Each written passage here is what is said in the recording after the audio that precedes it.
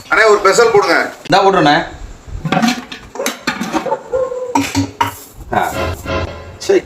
A few moments later. Dosa கட்டியோட கூட தான் கட்டியாச்சு.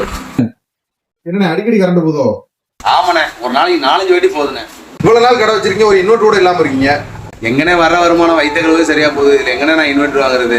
நான் இருக்கல அந்த வார்த்தை நீங்க சொல்லலாமா? நான் வாங்கி தர்றேன் உங்களுக்கு இன்வெர்டர். அண்ணே அதெல்லாம் ஒண்ணு வேணாண்ணே, இருக்கட்டுண்ணே. காலைல 10 மணிக்கு உங்க கடைக்கு இன்வெர்டர் வந்துருனே. காசுக்காக யோசனை பண்ணாதீங்க, நான் சாப்பாடு வாங்கி கழிச்சுக்கிறேன்.